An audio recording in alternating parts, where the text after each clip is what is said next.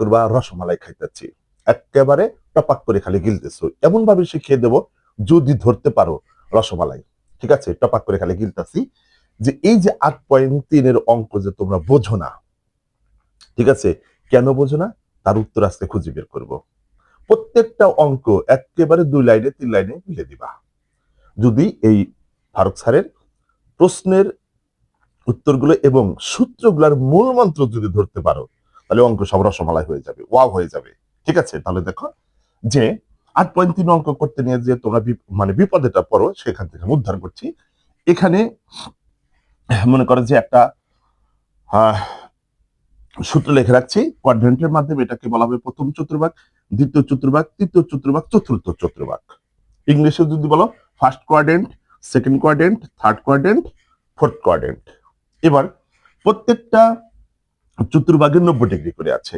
এখান থেকে যদি এখানে আসি 90 ডিগ্রি, 90 ডিগ্রি এখানে আসলাম, 90 90 180, 180 আর 90 270, 270 আর 90 360। অর্থাৎ একটা ঘুরানি দিলে 360 ডিগ্রি নষ্ট হয়ে যাবে। ঠিক আছে, 360 ডিগ্রি ক্রস করবো, 360 ডিগ্রি অতিক্রম করবো। ঠিক আছে, একটু ভালো করে লক্ষ্য করো কিন্তু। ওকে, তাহলে আমরা কি বুঝলাম, যে এই যে এইখানে যে এখানে কত ডিগ্রি অ্যাঙ্গেল থাকে, একটা স্ট্রেট লাইনের উপরে 180 ডিগ্রি কোণ থাকে, 180 ডিগ্রি অ্যাঙ্গেল থাকে। এখানে 180 ডিগ্রি আছে। 180 ডিগ্রিকে যখন আমি চারটা ভাগে ভাগ করবো, এই পাশে যেমন 180 ডিগ্রি ছিল, এই পাশে 180 ডিগ্রি ছিল। যখন চারটা ভাগে ভাগ করেছে তখন প্রত্যেক ভাগে 90 ডিগ্রি করে পড়েছে। আচ্ছা, এবার এখানে লিখে রাখছি স সা টেক। ঠিক আছে, একটু ভালো করে লক্ষ্য করো, সব পজিটিভ, অল পজিটিভ। এই যে ভি প্লাস ভি, এটা দিয়ে সংক্ষেপে বোঝানো হয় অল পজিটিভ। অর্থাৎ ফার্স্ট কোয়াড্রেন্টে যে কোনো অনুপাত থাকতে পারবে। এখন কথা হচ্ছে যে স্যার, আপনি যে এখানে সাইন ট্যান কট কোসেক যে লিখে রাখছেন, আসলে এইগুলা কি স্যার? এইগুলা তো বুঝি না। এগুলাও সুন্দর শেখার সিস্টেম আছে। এইগুলা হচ্ছে আমাদের এক ধরনের অনুপাত, দুইটা বাহুর অনুপাত। কথা কি বুঝছো? তোমরা যে এরকমটা শিখে থাকবা, যে আচ্ছা এটা আমি মুছে দিই, যে এই যে এরকমটা একটা সমগ্র ত্রিভুজ অঙ্কন করলাম। ঠিক আছে, অঙ্কন করার পর একটু ভালো করে লক্ষ্য করো যে ট্যান কি স্যার? ট্যান কি? ট্যান হচ্ছে আমরা যে দুটা বাহুর অনুপাত পাই, সেই দুটা বাহুর অনুপাত হচ্ছে লম্ব ডিভাইডেড ভূমি। এই যে ট্যান, টান মারবা। ঠিক আছে, উপর থেকে নিচ দিকে টান মারবা, টানে ট্যান। ঠিক আছে, প্রথমে কার উপরে পড়ছে? লম্ব, তারপরে ভূমির উপরে। তাহলে কি হলো? Tan theta is equal to লম্ব ডিভাইডেড ভূমি। তার মানে ট্যান থিটা হচ্ছে দুইটা বাহুর অনুপাত। এবার এই যে আমরা খাতে এরকম সাইন দিই না, যা ছাড়রা আছে টিক চিহ্নিত বলে সাইন দিলাম। দেখো প্রথমে কার উপরে পড়ছে? লম্ব, তারপরে পড়ছে অতিভুজ। তার মানে sine theta is equal to লম্ব ডিভাইডেড অতিভুজ। সাইনের ভিতরে থাকে লম্ব আর অতিভুজের অনুপাত, ও দুইটা বাহুর অনুপাত, লম্ব ডিভাইডেড অতিভুজ। আর এই যে কস করে টান দিলাম, ঠিক আছে, কস করে টান দিলে বিষয়টা এরকম দাঁড়ালো, হ্যাঁ, যে কজ ইকুয়াল টু ভূমি ডিভাইডেড অতিভুজ। ঠিক আছে, তাহলে এখন তো বুঝতে পারলাম যে আসলে বিষয়টা কি। সাইন, ট্যান, কজ, সেক, এগুলো হচ্ছে বাহুগুলোর অনুপাত। কি বুঝতে পারছি তো? আর তো কোনদিন বলবো না যে স্যার ট্যান কি, সাইন কি, কোসেক কি, কস কি। বুঝতে পারছি, ওকে। আচ্ছা, এইবার মূল মন্ত্রে চলে যাই। এই যে এখানে আছে অল পজিটিভ, অর্থাৎ যে কোনো অনুপাত এই ফার্স্ট কোয়াড্রেন্টে আমাদের পজিটিভ ভ্যালু বহন করবে। ঠিক আছে, সেকেন্ড কোয়াড্রেন্ট একমাত্র সাইন আর কোসেকের জন্য। কেউ যদি কোনো কারণে এই ঘরে আসে, ও ঋণাত্মক হয়ে যাবে। অর্থাৎ যে বলে না যে মানে এক মনে করো হোটেলে গেছো, একজন তোমার ঘর রেখে অন্য জায়গায় তুমি গেছো, তাহলে কি এখন ঋণ হয়ে থাকবা, টাকা খরচ করে থাকবা? ঠিক ওদেরও এই সিস্টেমটা। কি করো, একটু আটকাও তো। তাহলে দেখো যে অন্য ঘরে, যে যার ঘর, ওর ঘর রেখে যদি কেউ অন্য ঘরে প্রবেশ করে, ঋণাত্মক হয়ে থাকতে হবে, টাকা দিয়ে থাকতে হবে, ঋণী হয়ে যাবে, ঋণাত্মক চিহ্ন এসে যাবে। ঠিক আছে, ক্লিয়ার?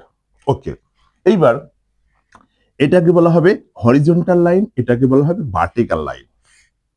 বাংলা ভাষায় অনুভূমিক রেখা আর হচ্ছে আমাদের উল্লম্ব রেখা।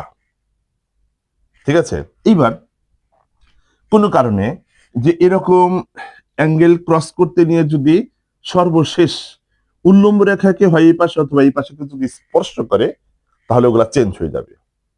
ঠিক আছে, কেমন চেঞ্জ হয়ে যাবে? যে এইখানে যদি আসতে চাই 90 ডিগ্রি অ্যাঙ্গেল ক্রস করতে হবে, তখন উল্লম্ব রেখাকে স্পর্শ করবে। আবার এইখানে যদি আসতে চাই 270 ডিগ্রি অতিক্রম করে এখানে আসতে হবে, তখন উল্লম্ব রেখাকে স্পর্শ করবে। উল্লম্ব রেখাকে স্পর্শ করলে যে পরিবর্তনটা হয়, যে এই যেখানে লিখে রেখেছি যে উল্লম্ব রেখাকে স্পর্শ করলে যে পরিবর্তনটা হয়, সাইন থিটা কস থিটা হবে। আবার কস থিটা যদি কাজ করি, কস থিটা সাইন থিটা হবে। ঠিক আছে, ট্যান থিটা কট থিটা হবে, কট থিটা ট্যান থিটা হবে, সেক থিটা কোসেক থিটা হবে, কোসেক থিটা সেক থিটা হবে। ক্লিয়ার?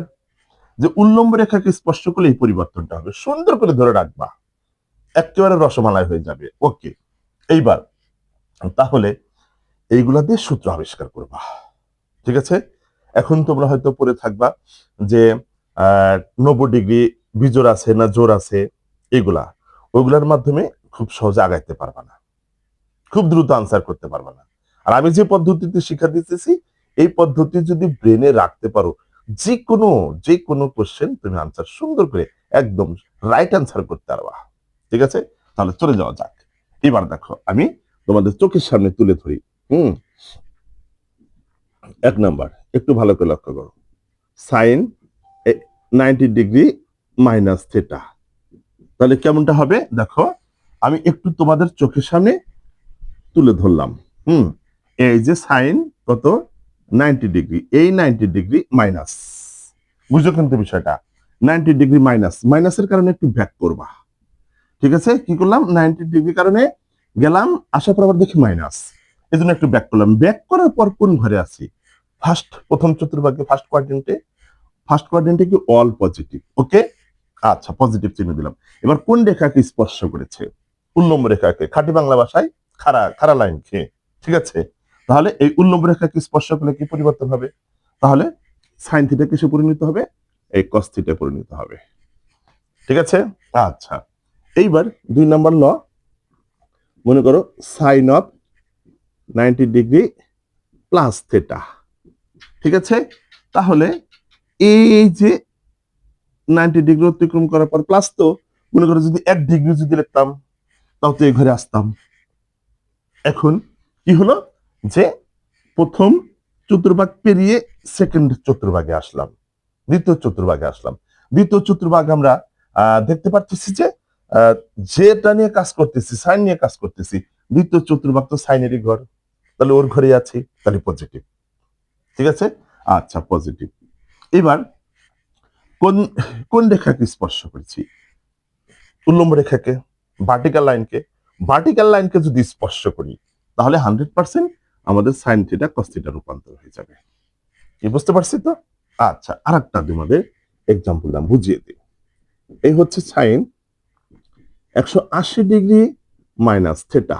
ওকে, তাহলে এই 180 ডিগ্রি আর মাইনাস ব্যাক করতে হবে, মাইনাস হলে ব্যাক করবা। 180 ডিগ্রিকে স্পর্শ করার পর দেখি মাইনাস আছে, ব্যাক করলাম।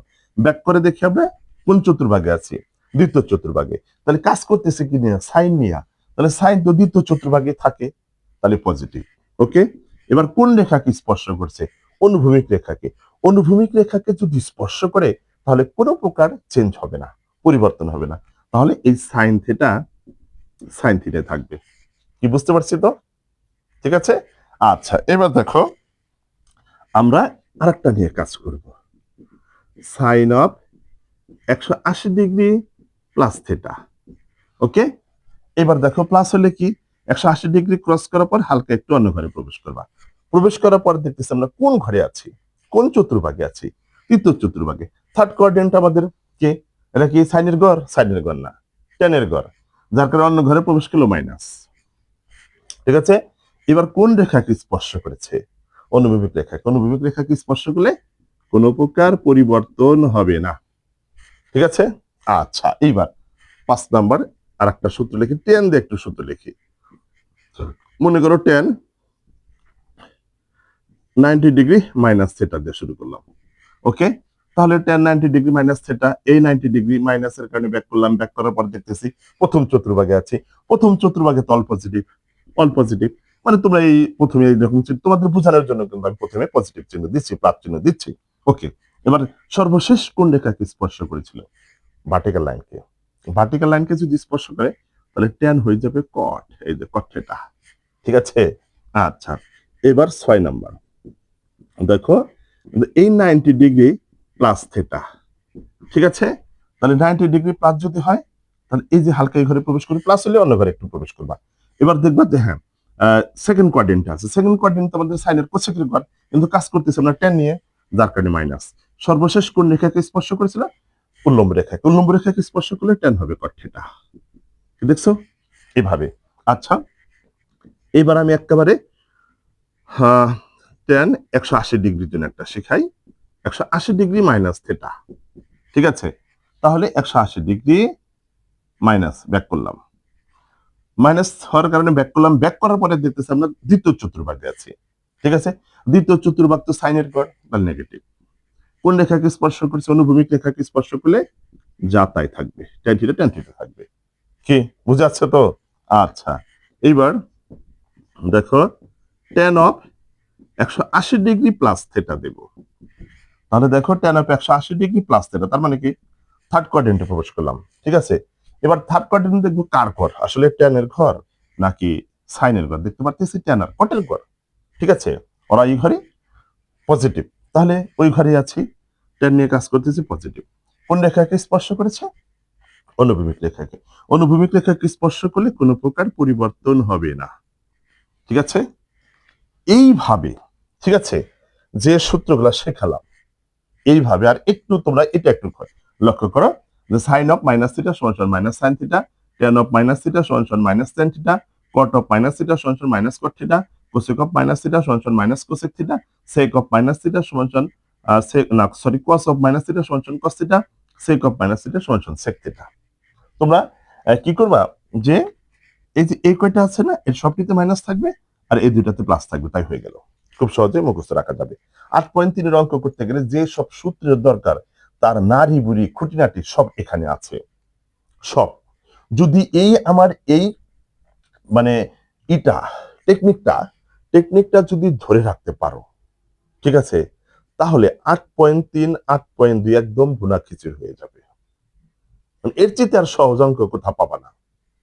যদি আমার এই উপস্থাপনটা যদি দেখো, সুন্দর করে দেখো, একটু কষ্ট করে খালি বারবার দেখো যে কি করতেছে আমাদের ফারুক স্যার, কি করে। যদি ধরতে পারো তাহলে একেবারে ইন্টারমিডিয়েট পর্যন্ত সব বই শেষ, ত্রিকোণমিতি শেষ, ঠিক আছে। একেবারে রসমালাই হয়ে যাবে। যে অঙ্কটা তো মনে করো যে একের পর এক টপাক টপাক রসমালাই খাচ্ছি। এই যে সূত্রগুলা দেখার পর আমি এরপরের ভিডিওগুলোতে অঙ্কর যে সমাধানটা আছে তোমাদের বইয়ের ভিতরে যেভাবে সমাধান করা আছে, গাইডের ভিতরে যেভাবে সমাধান করা আছে 8.3 তার চেয়ে যদি সোজা না হয় তখন আমাকে বলবা, ঠিক আছে, যে হ্যাঁ কিভাবে কি শিখলাম, ঠিক আছে। তাহলে ভিডিওটি ভালো লেগে থাকলে অবশ্যই শেয়ার করে কিন্তু দিবা।